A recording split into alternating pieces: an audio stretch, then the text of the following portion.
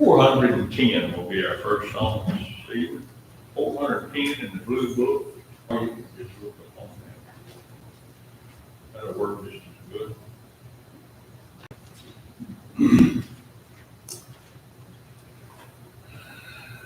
And I hope and pray that we can all honestly sing this song.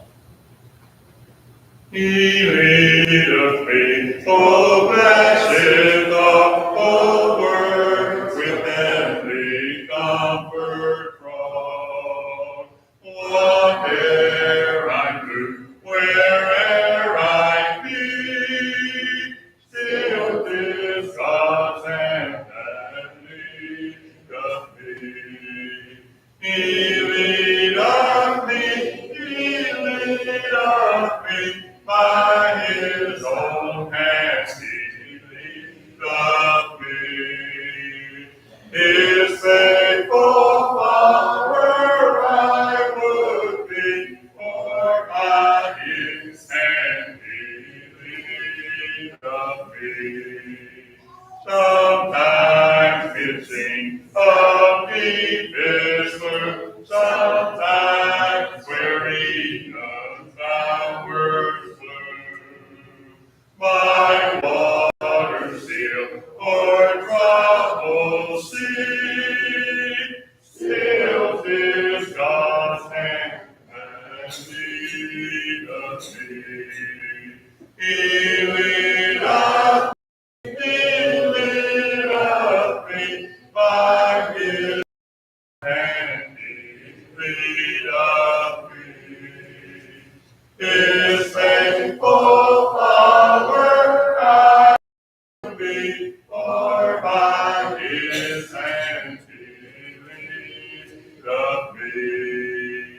And when my task on earth is done, when my grace of victories won, in death's own way I will not flee, since God through Jordan leadeth me. He leadeth me, he leadeth me, by his own hand he leadeth me. His faithful follower I would be, for by his hand he leadeth me. 405.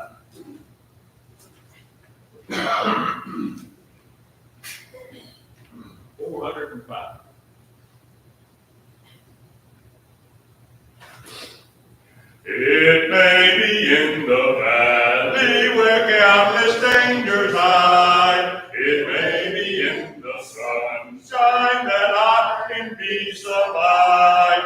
But this one thing I know, if it be dark or fair, if Jesus is with me, I'll go anywhere. If Jesus goes with me, I'll go anywhere. There's heaven to me, wherever I may be, if he is there. I count it the privilege here, his cross to bear. If Jesus goes with me, I'll go. Oh, anywhere. It may be I must carry the blessed word of God across the burning desert to those in sinful strife, and go with me, my Lord, to wear my colors there. If Jesus goes with me, I'll go anywhere. If Jesus goes with me, I'll go anywhere. It's heaven to me, wherever I may be, if he is there. I count the privilege here, his cross to bear. If Jesus goes with me, I'll go anywhere.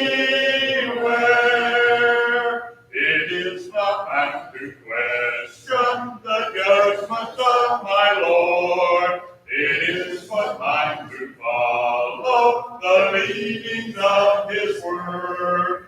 But if to go or stay, or whether here or there, I'll be with my Savior, content anywhere. If Jesus goes with me, I'll go anywhere. It's heaven to me, wherever I may be, if he is there. I count it a privilege his cross to bear. If Jesus goes with me, I'll go anywhere.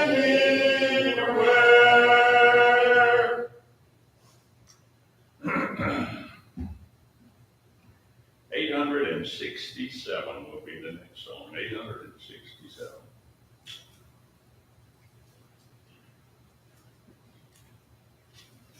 As soon as I get there, we'll sing.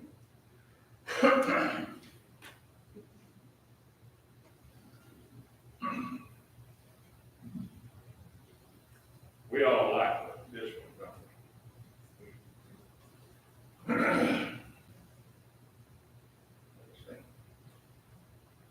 To Canaan's land I'm on my way, where the soul never dies.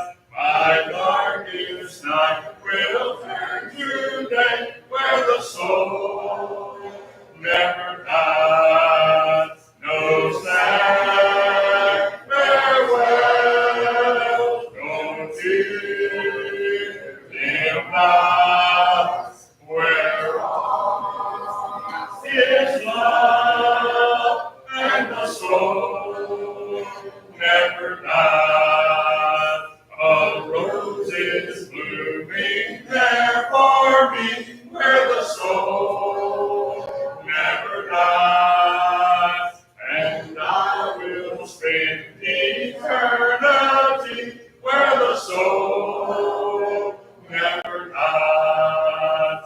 No sad farewell, no tears dim eyes, where his love and the soul never dies.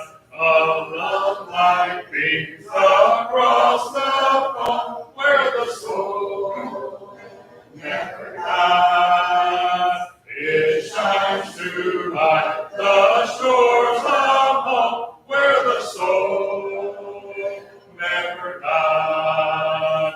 No sad farewell, no tears dim eyes, where all is love and the soul never dies. I'm on my way to that fair land where the soul never dies, where there will be no parting hand and the soul never dies. No sad farewell, no tears dim eyes, where all is love and the soul never dies. Song after the lesson is hymn number 909. Hymn number 909.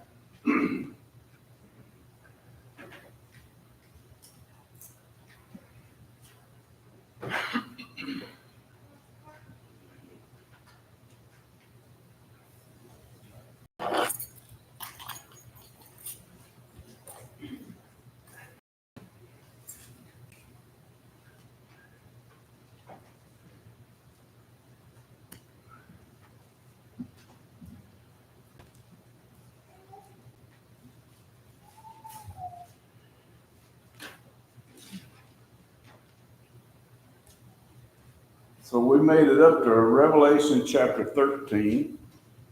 And as you can see, the title is The Two Beasts. And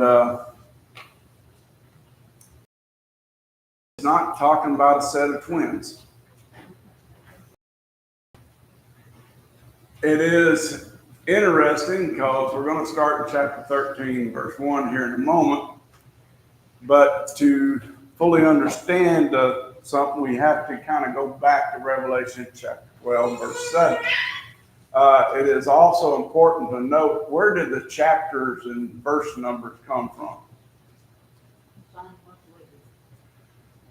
Assigned much later. They put in by men. And I want to make this note here in verse 7. The New King James, the last verse in chapter 12 reads, "And the dragon was enraged with the woman, and he went to make war with the rest of her offspring who keep the commandments of God and have the testimony of Jesus Christ." Notice verse 7 in the ESV.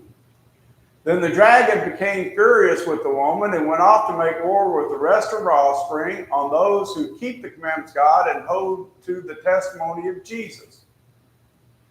And he stood on the sand of the sea." Now, if you read, "and he stood," who is he? The dragon. Now, the footnote actually comes from the ESV. Some manuscripts have, "and I stood," connecting the sentence with verse 13, or chapter 13 and verse 1. Many do. Here in Revelation 13:1, I divided that a prayer again, and it says, "Then I," and he, according to the ASV, the dragon, NASB, NIV, all put the dragon, "stood on the sand of the sea, and I saw a beast rising up out of the sea, having 7 heads, 10 horns, and on its horns 10 crowns, and on its heads a blasphemous name." ESV says, "And I saw a beast rising out of the sea with 10 horns, 7 heads, and with 10 diadems, and on its horns, and blasphemous names on its head." Here's the question. Which one's right?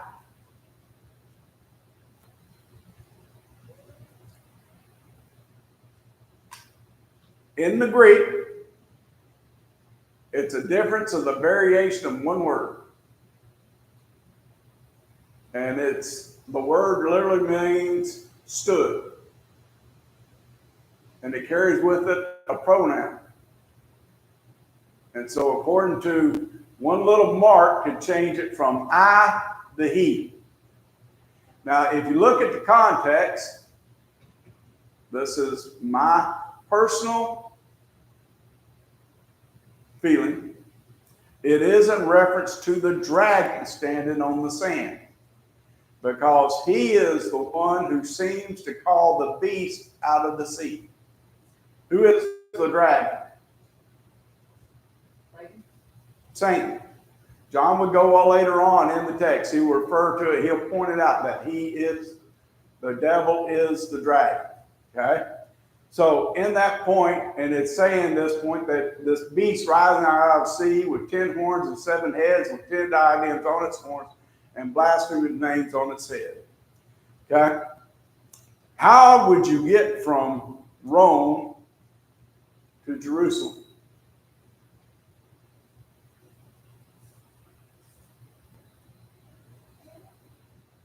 In those days, how would you travel? Huh? Well, there's 2 ways. But which would be the quicker way? Sailing. Okay? The reason I'm pointing this out is both in Rome, Ephesus, and Jerusalem, they had coastlines, or Israel. So what he's trying to say is, and understanding one thing, to the Jew who was a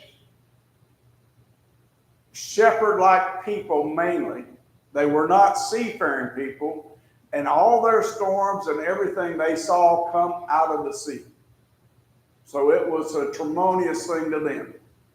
And that's something that we need to consider, because I don't think it's literally saying this beast, but using the sea as a metaphor, an analogy, and the word of the beast. And it gives this point of the 10 horns and 7 heads and 10 diadems on its horn. What are diadems? Crowns. Okay? Indicating a monarchy or a leadership figure, head of a nation, but with blasphemous names. Now, if you guys go back and we look, and I stood on the sand of the sea, and if John was on the sand of the sea, then God put him there. And I saw a beast rising up out of the sea, having 7 hands, 10 horns, on its horns 10 crowns, his head's blasphemy. Now the beast which I saw was like a leopard. His feet were like the feet of a bear, his mouth like the mouth of a lion. The dragon gave him his power, his throne, and great authority. Okay? You go back to Daniel chapter 7, and it shows 4 great kingdoms. One like a lion, one like a bear, one like a leopard, and a 4th one that was almost a bronze, ferocious in nature is the way he puts it.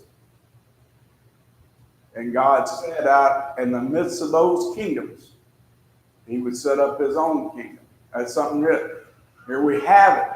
Notice 4 great beasts come from the sea, each different from the other. First like a lion, and had eagle's wings. I watched till its wings were plucked off, and it was lifted up from the earth and made to stand on 2 feet like a man, and a man's heart was given to it. And suddenly another beast, a second like a bear, it was raised up on one side and had 3 ribs in its mouth between its teeth. And they said thus to it, arise, devour much flesh. After this I looked, there was another like a leopard, which had on his back 4 wings of a bird. The beast also had 4 heads, and dominion was given to it. After this I saw a night vision, behold, a 4th beast, dreadful and terrible, exceedingly strong, and had huge iron teeth. It was devouring, breaking in pieces, and trampled the residue with its feet. It was from all the beasts that were for it, and it had 10 horns. Sound familiar? It fits into this point. Let me ask you this point. What's the most horns you've ever saw on an animal?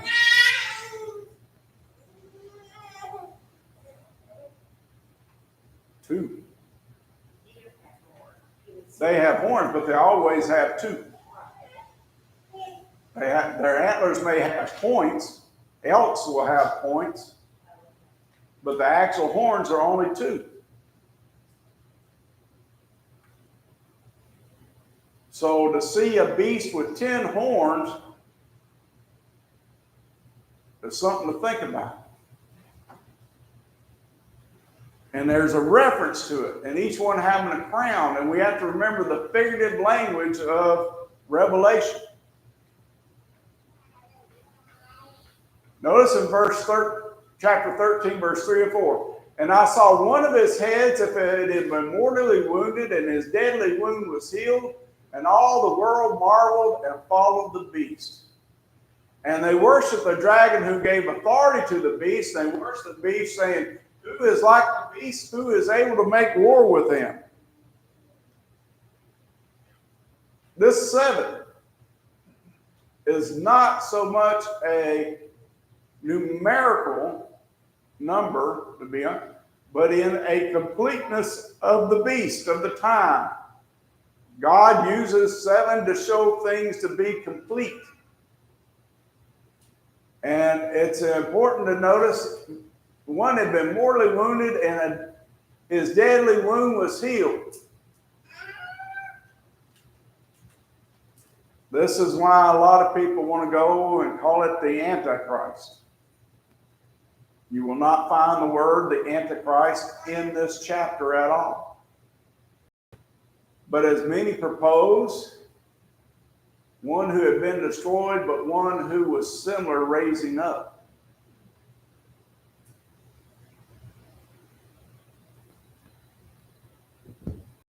I want you to understand this point of worship.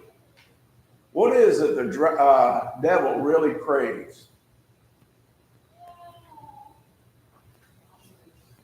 Power. Okay. Okay, he desires to take followers away from God. That's true. Any denial of God's teaching. But what all does that lead to that he really wants? Huh?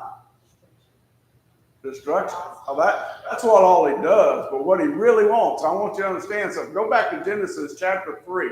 The devil tempted Eve with what he desired. Nope.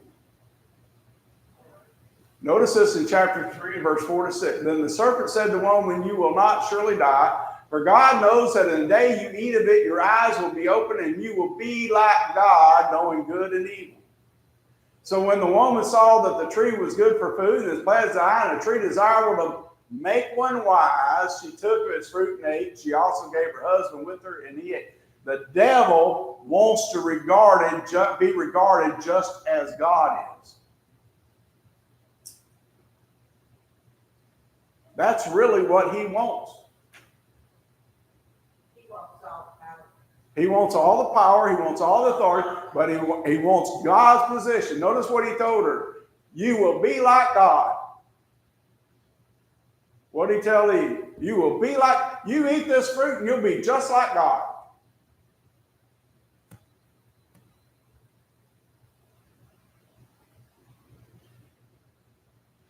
Look at Matthew 4. When he's tempting Jesus. Again, the devil took him up on an exceedingly high mountain and showed him all the kingdoms of the world, their glory. And he said to him, all these things I'll give you if you will fall down and worship me. He even tried to get the Son of God to worship him. What does he do to the beast? They worship the dragon who gave authority to the beast. And they worship the beast, saying, who is like the beast? Who is able to make war with? How many false prophets do we see setting themselves up as God or equal to God or equal to the Son, desiring themselves to be worshipped? Even in this day and age. And in contrast, who are people when they think they're worshiping Christ through them, who are they truly worshiping? The devil. Notice concerning the beast, he was given a mouth speaking great things and blasphemies. He was given authority to continue for 42 months. Then he opened his mouth in blasphemy against God, to blaspheme his name, his tabernacle, and those who dwell in heaven. It was granted to him to make war with the saints and to overcome them, and authority was given him over every tribe, tongue, and nation. All who dwell on the earth will worship him, whose names have not been written in the book of life of the Lamb slain from the foundation of the world. We look at those 10 horns. What if those are 10 kings? It's interesting, Augustus Caesar never saw himself as somebody to be worshipped. But the emperors who followed him did. It's 5 emperors from Augustus, or 4 from Augustus to Nero, who declared himself a demigod. It's 5 more to Domitian, who many believe led persecution that put John on the Isle of Patmos, declaring that Roman religion was the only true religion. He would tolerate others as long as they did not declare Roman religion, those gods, as being false gods. So who does that become a problem for? Both Judaism and Christianity. He had major feasts that would have the people come together in the towns and have these free meals, but in part of that meal was to give thanks and worship to him. In AD 84, he gave himself the title Dominus. Okay, translation is Lord and God.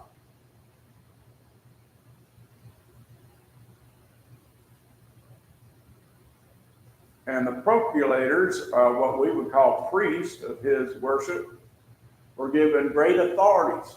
They could go out and declare outside the temple someone to go in and worship Domitian or to be cast into prison. They could even, if they suspected somebody was of Judaism or Christianity, strip them in the streets to see if they'd been circumcised with the help of the Roman guard.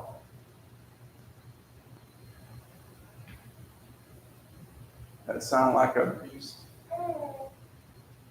He accomplished many wars, spreading the empire all the way up through Great Britain, Scotland, and Ireland, and the Germanic tribes. Sounds a bit like what we're reading. People willing to worship him that shouldn't. And notice how John reminds us, if anyone has an ear, let him hear. What does that really mean? He says at the end of the 7 letters to churches, what? You better listen. If you're capable of hearing, you need to listen. Not on that, listen with understanding. And notice it says, he who leads into captivity shall go into captivity.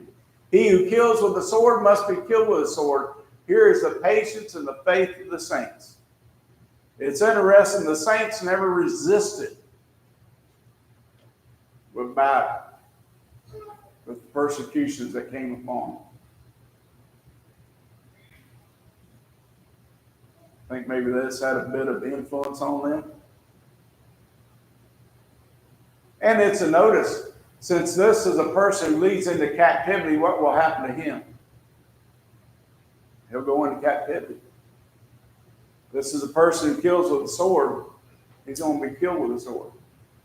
Domitian would be killed by some of his very own consuls, with the Praetorian Guard turning ahead.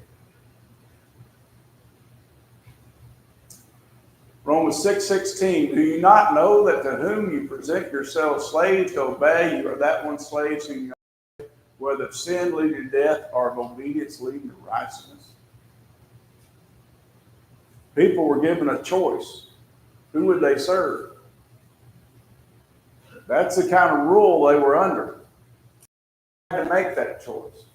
Then there's a second beast. Then I saw another beast coming up out of the earth, and he had 2 horns like a lamb, and he spoke like a dragon.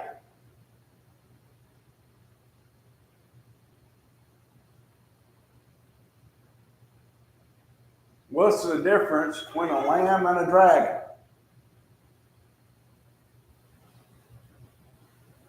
One is very peaceable. One is ferocious. And just because it looks like a lamb doesn't make it one. Paul would warn the elders of Ephesus that some ravenous wolves would creep in sheep's clothing, seeking destruction. Thus he exercised all authority of the first beast in his presence, and caused the earth and those who dwell in it to worship the first beast, whose deadly wound was healed. So again, there is this comparison of this beast who had a deadly wound, but it was healed. And notice, this is someone who causes, much like those procurators, those priests, to worship the first beast. If you were of Roman citizenry, or even of the Roman guard, and you read this, what would you think?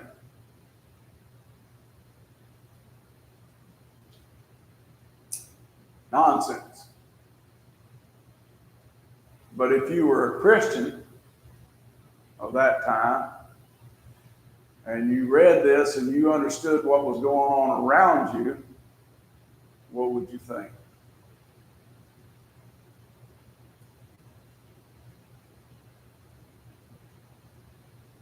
If you read this of their time, you would think, these are these priests and Domitian.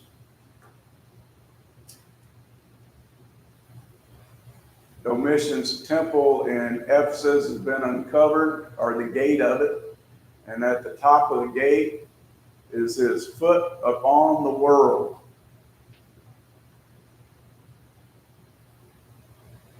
It's how he saw himself, as God of the world.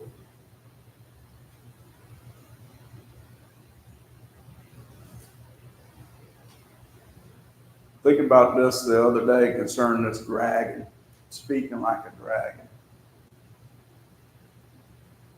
and appearing like a lamb. When there were those who were questioning Paul's apostleship and claiming themselves to be apostles at Corinth, Paul writes this: "But what I do, I will also continue to do, that I may cut off the opportunity for those who desire an opportunity to be regarded just as we are in the things in which they boast. For such are false apostles, deceitful workers, transforming themselves into apostles of Christ.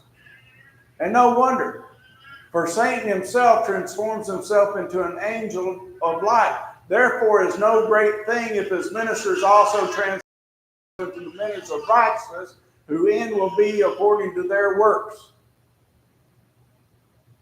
How would the dragon want his priests to appear? As lambs. Huh? As apostles of Christ. As apostles leading that they're religious, that they're seeking your best interest. Everything will be as good for you. And we have to understand something. During Domitian's 15 years of reign, the economy boosted.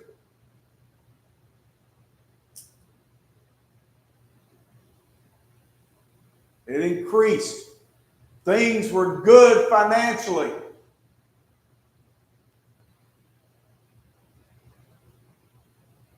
So what did that make people do who didn't walk by faith? That they praised him as a great leader. I have to remember, it wasn't the people that killed him, the general populace. It was the aristocrats who he fought.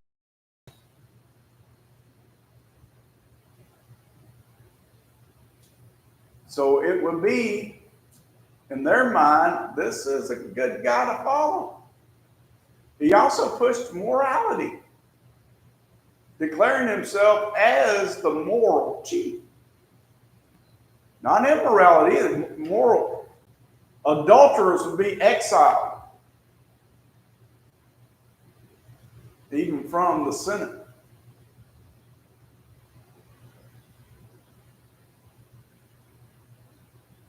So the people saw him as someone they could identify with,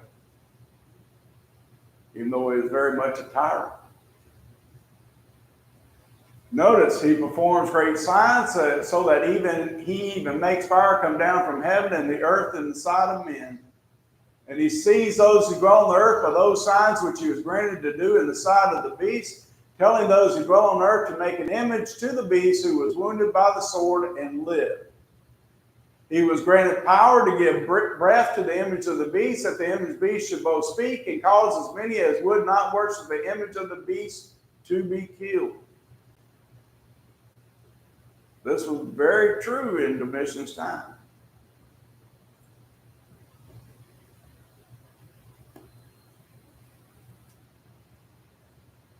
Notice, he causes all, both great, small and great, rich and poor, free and slave, to receive a mark on their right hand or on their foreheads, and that no one may buy or sell except one who has the mark of the name of the beast or the number of the name.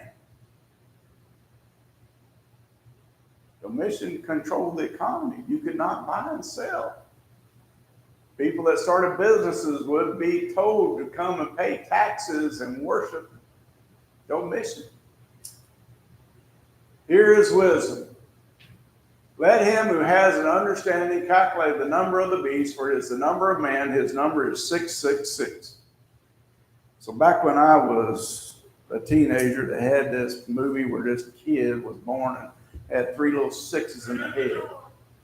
Is that what this just said?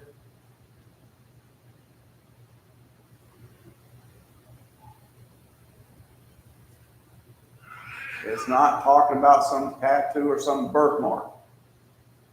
It's not talking about an antichrist. Notice the comment I made. John saw 7 churches, 7 spirits, 7 lampstands, and 7 stars in chapter 1. What kind of number is 7, or God used 7 as? Complete. Full and holy. Oftentimes used as holy. If 7 is pure holy, what would be 666?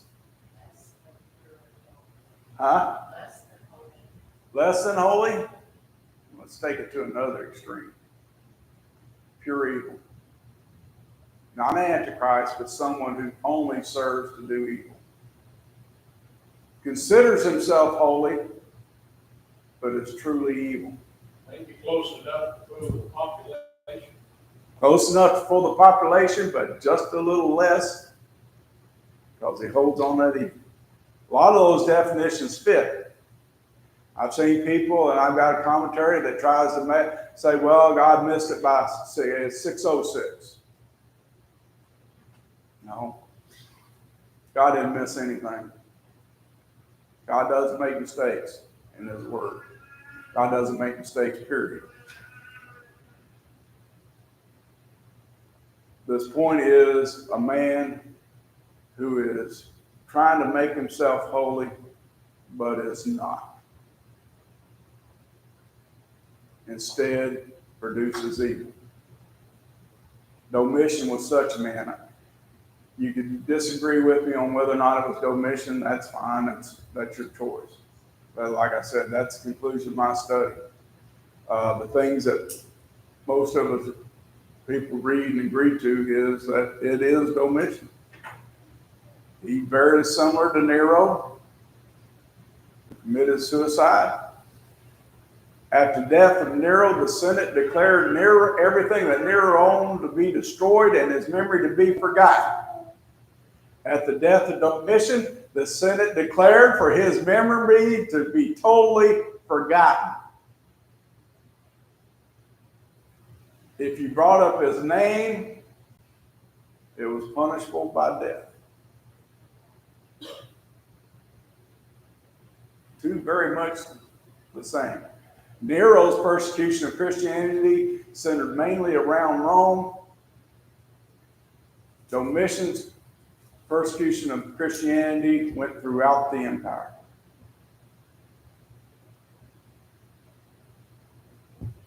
There would be some like Diocletian and Trajan that would follow in those steps later on, a couple hundred years later. But these guys fit at the time of the writing.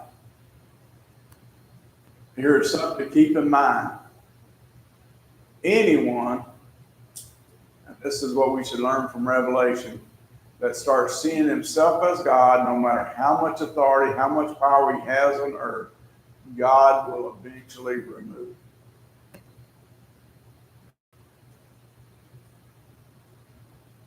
And that's the promise. Go back to Daniel 7, verses 20 through 26, and thus he said, the fourth beast shall be a fourth kingdom on the earth, which shall be different from all the other kingdoms, and shall devour the whole earth. Trample it and break it in pieces. The 10 horns are 10 kings, who shall arise from this kingdom, and another shall rise after them. How many do you have now? 11. What number is Domitian if you count Augustus? 11. He shall be different from the first ones, and shall subdue 3 kings. He shall speak pompous words against the Most High, shall persecute the saints of the Most High, and shall intend to change times and law. Then the saints shall be given into his hand for a time, and times, and half a time.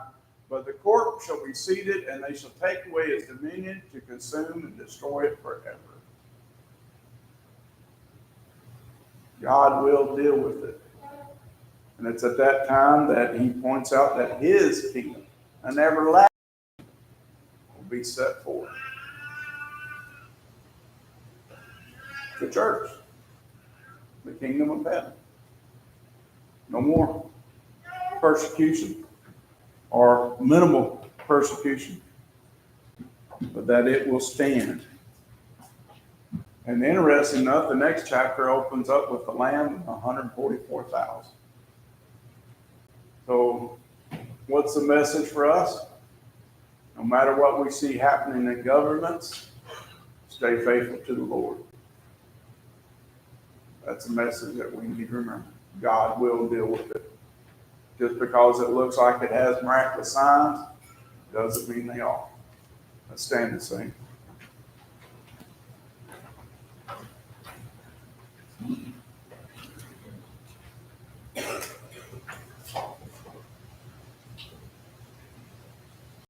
There's a fountain free, it's for you and me. Let us haste so haste to his spring. Is the fountain of blood from the source of blood, and he bids us all freely drink. Will you come to the fountain free? Will you come? It's for you and me, thirsty soul. Hear the welcome call. 'Tis a fountain open for all. There's a living stream with a crystal gleam from the throne of life. Now it flows, while the waters roll, let the weary soul hear the call that for freely go. Will you come to the mountain free? Will you come? It's for you and me, thirsty soul. Hear the welcome call. 'Tis a fountain open for all. There's a rock that's flat, and no soul is left that may not its pure water share. It's a river and me, and this stream I see. Let us hasten joyfully there. Will you come to the fountain free? Will you come? It's for you and me, thirsty soul. Hear the welcome call. 'Tis the fountain open for all. Thank you, Al, for the lesson. Who has communion? Okay. Mike will have communion. I think we might have one or two that need communion. Anything else we need to make note of before we go? Appreciate you very much for being here. Thank you for your presence. Be back at 7 o'clock Wednesday evening there. Would you lead us in our closing?